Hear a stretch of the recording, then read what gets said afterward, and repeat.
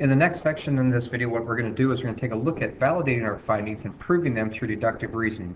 And by that, let me just backtrack just a second. What we said is we think that these things are true about a parallelogram. There's 1, 2, 3, 4 things that we said that were unique characteristics of a parallelogram.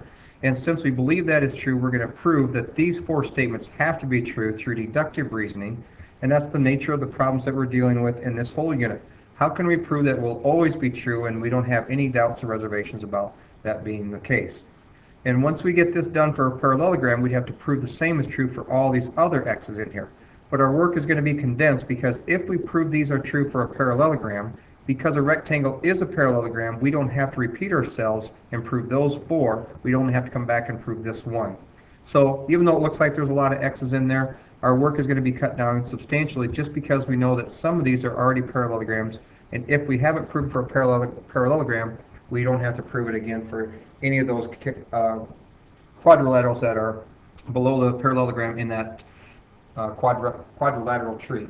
So here's the first characteristic that we identified in our GeoGebra, and we said that each diagonal of a parallelogram divides it into 2 congruent triangles.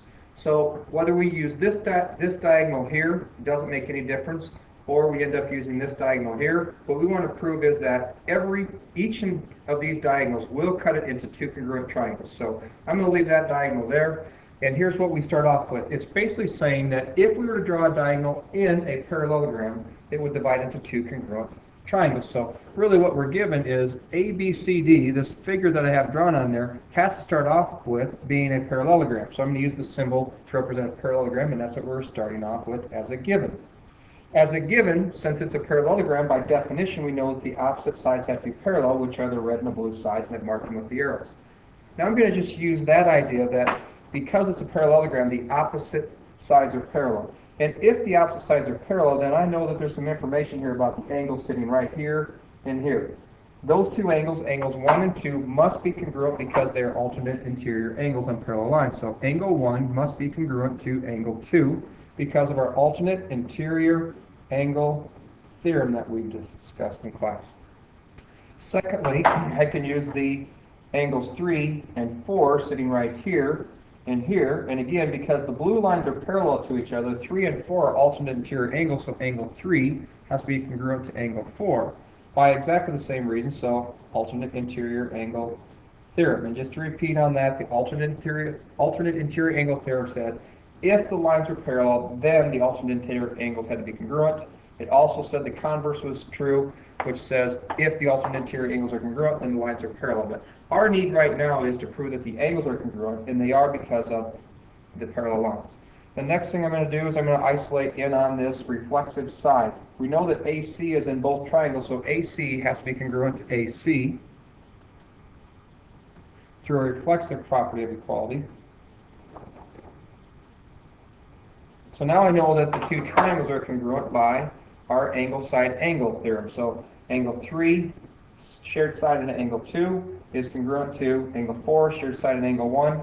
So now we can make the statement that we know triangle ADC is congruent to triangle.